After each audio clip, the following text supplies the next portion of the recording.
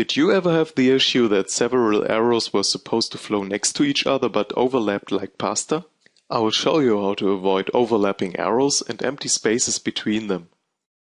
So what I want to achieve is that these 10 arrows here will arise from a single arrow at the top of this world globe process. But at the moment I get 10 separated starting points on each side of the world globe. What's going to help me is placing an auxiliary process between the world globe and the 10 prototype processes. I'm pulling the red connector points of the 10 arrows to the auxiliary process. The auxiliary process will finally be connected with the world globe process. Therefore I'm adding a new arrow that will have a value which equals the sum of the 10 smaller arrows.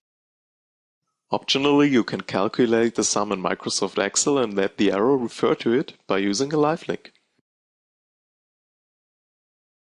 I don't want the spectator to see the auxiliary process, so I'm hiding it by unchecking the display process box. Still there's an empty gap that's not nice to look at. I'm disabling the arrow head and tail and reducing the padding of the process to give the illusion of continuous arrows.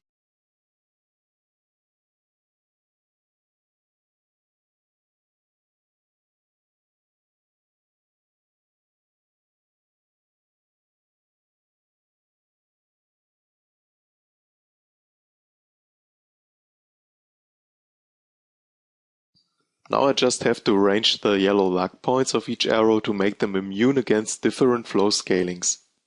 Of course, all of these steps have to be applied to the bottom side as well.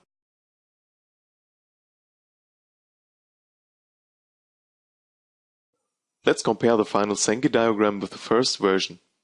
As you can see, we got a smooth aggregated arrow curve and no more empty spaces at all. Now that looks much better than in the beginning. Some last design changes and we got a Sankey diagram where no detail is left to chance. Try it yourself and thanks for watching.